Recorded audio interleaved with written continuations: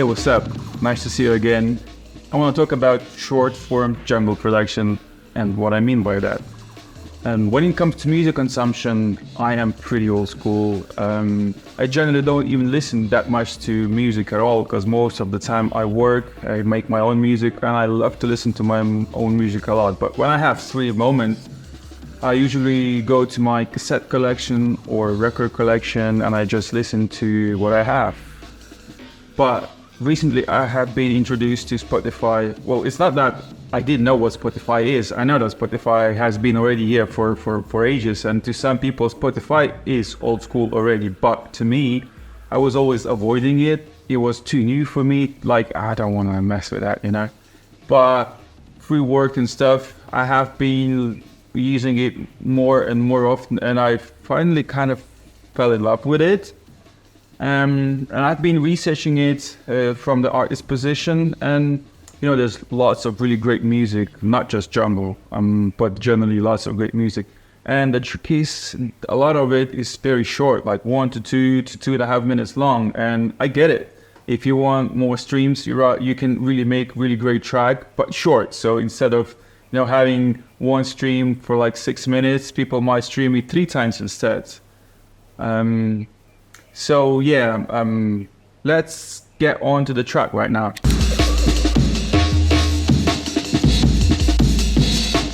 I don't like to spend too much time on making my tracks. I mean, we live in a fast times and I want to be as quick as I can.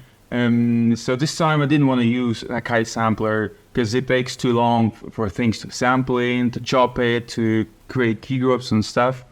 But I wanted to have that Akai kind of gritty textures on my breaks anyway, because I usually mostly start my tracks with breaks.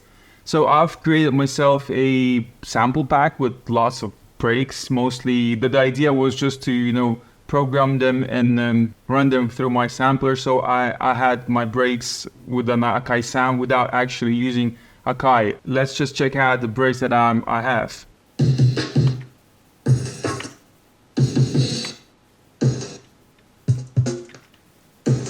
That's the break that I'm using today.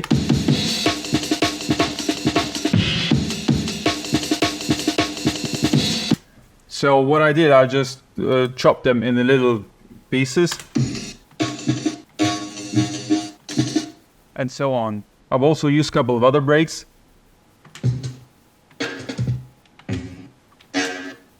For things to be more interesting, I'm using Fruity Loops. This is the program that I've used for years and years in the beginning, because I find it very easy to program complex breaks. And in the past, if say I had a track that's like 4 minutes long, I would program my breaks for 4 minutes, and every pattern I try to be very different. But this time I don't want to have my breaks to be too complex, because I just want them like really easy growing.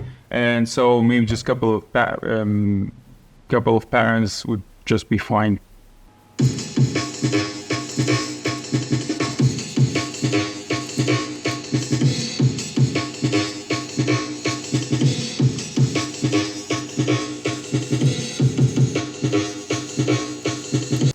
So this is what I ended up with.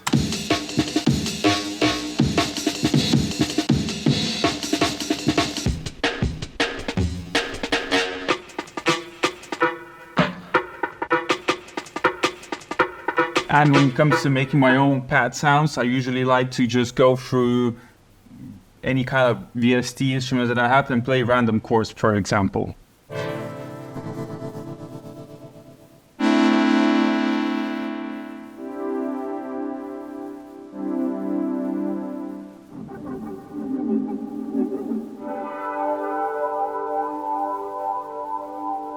So I ended up making these couple of chords.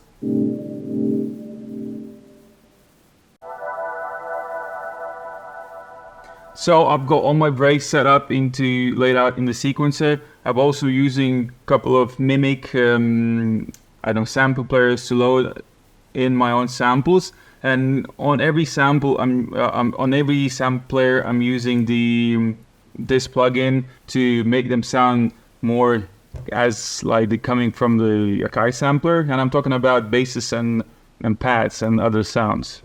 When it comes to 808 bass, I usually have like three. I'm using only the same three 808 basses on all my tracks, and I've been doing that for the past 4 years. So it's just I have the best ones sounding, and I always use them because they always sound good in the mix. After I set up my session, I send everything to my sound card, which is connected to the mixing desk, so I can do live mix down. And I usually mix down as I go because there's only eight sounds really going on. This is really easy to mix down. You don't have to spend much time after you made the track to mix down properly. I just adjust the volume if needed, bits of EQs, reverb, and I'm done.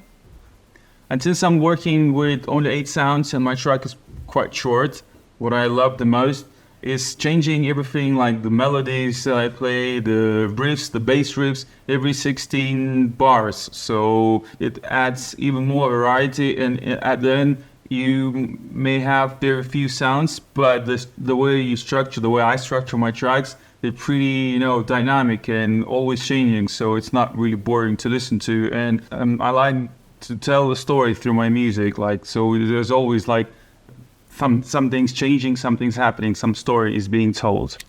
Also, I'm really struggling making these videos. I just really want to show you my workflow, just share what I do with you so you get inspired. But at the same time, I feel it's really difficult for me to talk everything in English and show you what I do and film myself and be in front of a camera and setting up all the gear just to film these videos. So I hope you really appreciate what I'm doing, and I'm just gonna now play the full track, and I'm gonna see you on the next video.